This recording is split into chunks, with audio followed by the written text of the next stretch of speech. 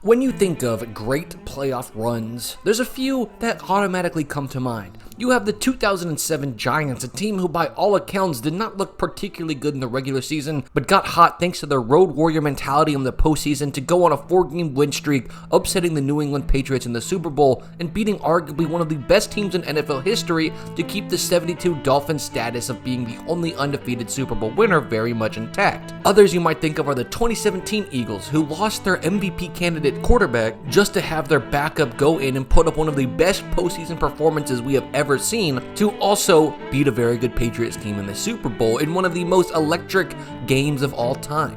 But what if I told you that there was going to be a postseason run so unexpected, so miraculous, it would rival the greats? A run filled with grit, unexpected twists and turns that I truly believe will go down as one of the best playoff runs in football history.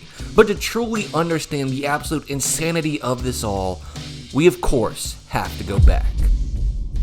But if you're like me, there's nothing more fun than just cracking open some packs and seeing what awesome pulls you can get, which is why I'm happy to talk to you about today's sponsor, the company that has made this easier than anybody else, Arena Club. Because right now, Arena Club will let you get started on cracking slab packs for as low as $25. Yeah, that's right, you can get a fully graded slab for just $25 and have a chance of pulling a card up to 20 times the value of the pack that you're opening, which is just insane. And it's literally as easy as a click. Here, watch this. All right, I haven't done one of these live, so let's just see. Let's crack open the pack, see if we get something good here.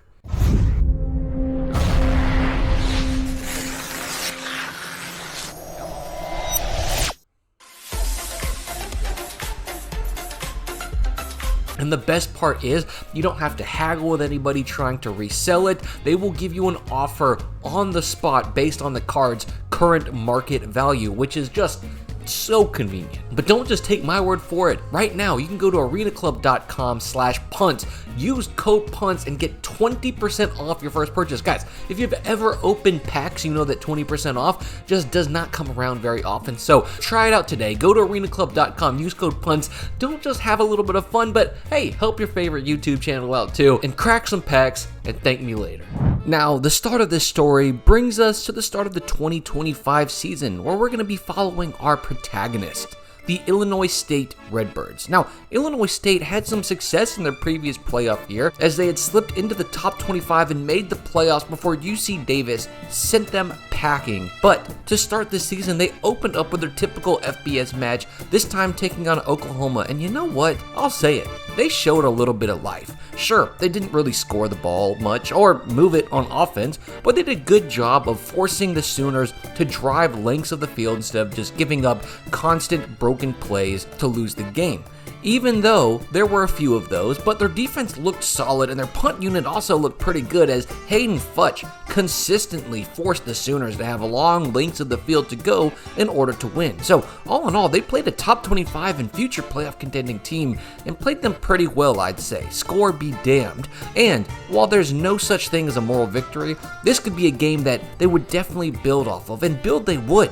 The following week against Morehead State, they would begin to fire on all cylinders. Things went so well, in fact, that they were able to put in their backup quarterback, as their ground game was absolutely running over the Eagles for 223 yards, and their kicker, Matt Maldonado, continued a great streak, going 2 for 2, while their defense was stifling Morehead State to roughly the same number of total yards that they had just running the ball. This was a crushing 41-13 win, but the Redbirds were still looking to build on that momentum to move forward, and this momentum would easily carry them into the following week, as they had to take on their brothers to the east, and though they put up a better fight, the Eastern Illinois Panthers stood no match. Tommy Rittenhouse, the Redbird quarterback, who at this point had thrown for 100 total yards this season, got to truly show what he was hiding with an absolutely lethal arm, as he would put up 299 yards and 3 touchdowns, while their ground game continued to trudge along, with Wankers toting the ball for 94 yards and 3 touchdowns himself. Futch even got himself back in the spotlight somehow with a 7-punt performance, 2 of which got the Panthers inside the 10-yard line. Despite a late-game heroic effort by Eastern Illinois, they would fall 42-30. And while we all hope that the Northern Alabama game would go the same, it's time I share a hidden fact. Illinois State is good, but they weren't some juggernaut.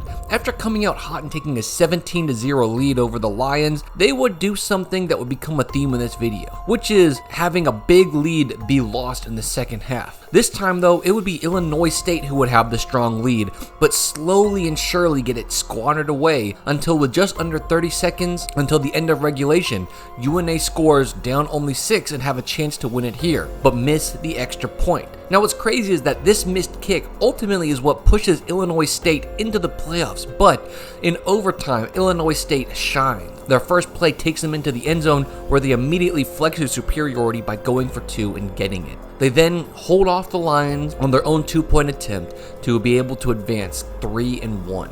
Narrowly escaping defeat, only for that narrow escape from the Lions' den to lead them to a nice grassy plain, the plain where bisons roam, arguably the most dangerous place in FCS football, which is on the opposite side of the North Dakota State team. Now, since many people don't know who the famous NDSU Bisons are, to put it lightly, they're like the Alabama of the football championship subdivision on steroids. In 2011, they went on arguably one of the most dominating runs in this sport's history, where they won 9 championships in 10 years. The one time they didn't win the championship was to JMU in 2016 in the semifinal, and it's not like they just fell off after that. They somehow managed to change head coaches 3 times in this 10-year run, and on their 3rd head coach change, we'd see a little bit more variability as usual, as they'd win outright going 16-0 in 2019. I'm going to ignore COVID year where they still made it to the quarterfinals, but then would win the national championship again the following year before losing in back-to-back playoff runs, once in the semifinals and once in the national championship, which was enough for them to bring in a new coach who, believe it or not, immediately brought them back to winning a national championship. Are you intimidated yet? Their run is something that would have been seen in the 20s before recruiting was really popular, and they were looking to get back on track to winning 2 national championships, with the only team standing in their way right now being our David in this David and Goliath story, Illinois State, where we would see a little bit of fight from the Redbirds, as a great fudge punt would set up a safety and later a touchdown would actually earn them the lead before giving up a potential score at the end of the second to only be down 6 points. But then things would go downhill. They had one good drive in the 3rd before the Bison would just do what they normally do, which is run away from the game, continuing their dominating run. And the following week would be a good bounce back as they would dominate an 0-5 Murray State before disaster number 2 would hit, as they would give up a 9-point lead to Youngstown State at home and never be able to regain it for their 2nd loss of the season. But instead of sending them on a spiral, they locked in. Down to the toughest stretch of their season, they did what had to be done. They go to South Dakota, a team who had been in and out of the playoffs and were able to pull off a gritty 8-point win.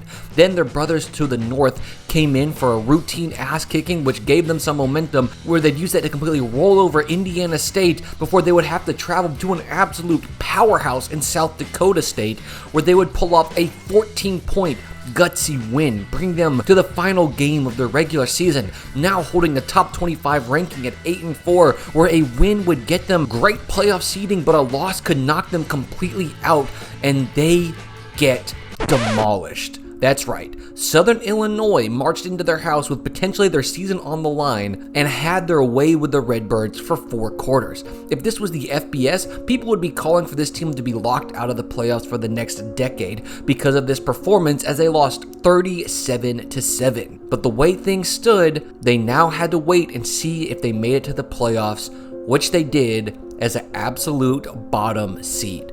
Not only was this demoralizing because through a quick check, no bottom seed team has ever made it to the championship, but it means that if they wanted to attempt the miracle run, they have to go through an absolute gauntlet of the best teams in the playoffs to get there.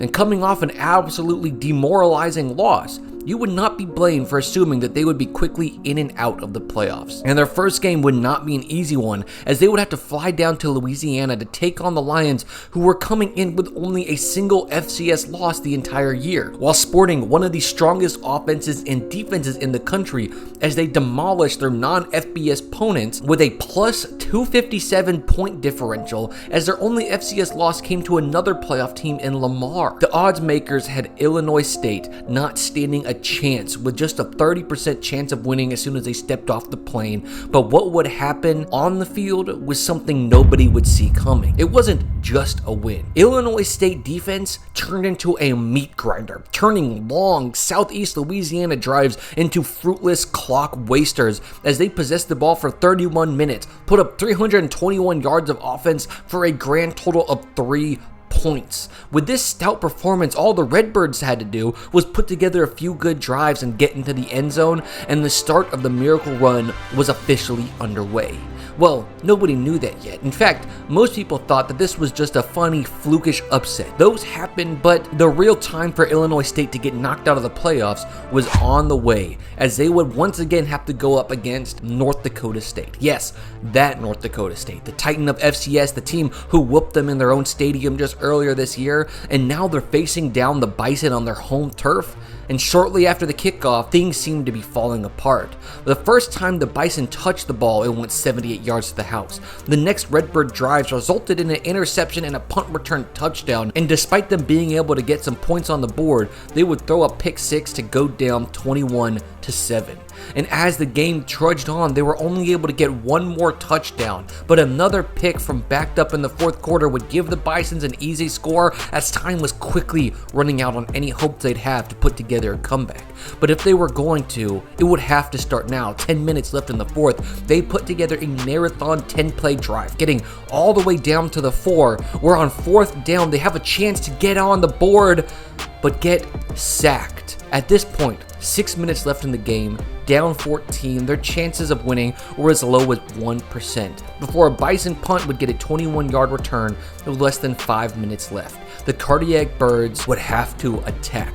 7 plays in under 2 minutes, they traversed the 41 yards needed to get into the box. This was a little jolt of life, but they would need more than just offense if they wanted to win, which is when the unthinkable happened. The Bison's quarterback steps back to pass on 3rd and 4. He looks around a bit, but in a Houdini-like act, Anderson reaches through and smacks the ball out of his hands, and then proceeds to fall on it, getting the ball back and skyrocketing their chances of winning this game, as they now have 2 minutes to score from the 23-yard line. But nothing comes easy against the Bison.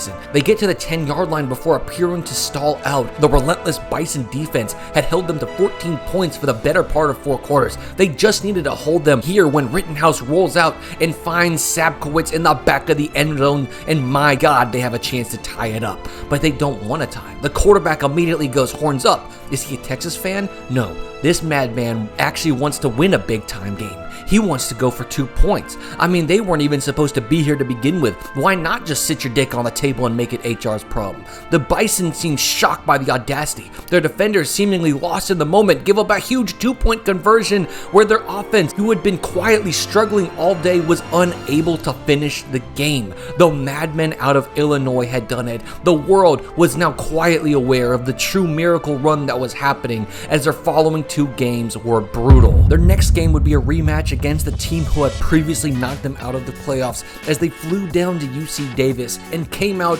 guns blazing, scoring off a kickoff return, putting together a nice 6-play drive before getting the ball on a turnover on downs, and in 1 play going 93 yards to score. Their only hiccup this half was getting a field goal block, which could have extended their lead, but in the 3rd quarter, they would absolutely push themselves out of range, as with 20 plays, they would go 150 yards and get 2 touchdowns, while forcing a fumble and a punt to fully take over the game. But the real nail in the coffin was up by 25. Hayden Futch, the punter, called his own number on 4th and 10, absolutely demoralizing UC Davis to the point where the next play went 58 yards, and despite giving up 14 points in the final 2 minutes, they had a dominant 11-point win against a very good team. This would push them on to Villanova, who had yet to lose at home or since week 3 of the regular season, but I would be lying if I said this game had the dramatics of those before it. An opening drive punt was the only success the Wildcats had on defense against what should be their natural prey, as the Illinois State Redbirds would score on 6 of their next 7 drives, absolutely brutalizing their opponent, as they were making history and would now get to play against Montana State, the number 2 team in the country, who also had to play a pretty strong gauntlet to get into the championship, and even had this remarkably important moment where for the first time in postseason season history, the Bobcats would have to face their biggest rival in the Grizzly Bears of Montana to see who would even earn a spot in the championship. But a huge fourth quarter for the Bobcats turned what would have been an instant classic into a bloodbath as they now moved on to face this scrappy Illinois State team where, not too unlike the Bison, they start off demolishing the Redbirds. Illinois State could not get anything going on offense. Their defense, while not giving up easy touchdowns, was still allowing long 80 and 90-yard drives, while it took all the way to the end of the first half to even get on board, and that reprieve from the onslaught ends with giving up a 36-second, 75-yard touchdown drive. But Illinois State were no strangers to erasing deficits, as I alluded to earlier. They force a punt, drive 85 yards to score, but then let up a 64-yard scoring drive before keeping the resolve to drive and bring themselves within 7. My God, it was happening. They force a punt with under 10 minutes left in the game, turn around and score. The miracle run was alive. They force another punt, and we couldn't believe it. It was going to happen as they drive 45 yards and line up for the go-ahead field goal. You could feel the electricity in the air, but then, in a turn of fate, Montana State reminded us why they were the number 2 team in the country. A well-timed rush off the edge, including a little bit of a muff snap, blocked the kick. If this wasn't a tied ball game, it would have been much more dire of a situation, but Illinois State gets a big stop to move them to overtime, where now, getting the ball first, they immediately score. The miracle run is still alive. All they've got to do now is make... Oh my God, it was blocked again. But they were still on board. If they could just stop Montana State, they would have a chance to win it. But on 4th down, Montana State finds Taco Dowler for a 14-yard touchdown and a win. Heartbreak can't even begin to describe the moment that they were in. But the most interesting part of this game is how perfectly it represents their regular season. The slow first half of the season represented in that slow first half of the game. The incredible rally in the back half, preserving a chance to go to the playoffs where most teams would have given up, and then at the most pivotal moment, collapsing. But this miracle run, this reflection of this season that they've had, coming down to 2 blocked extra points, will not only go down as one of the best championship games you've ever seen, but one of the best championship storylines potentially in football history.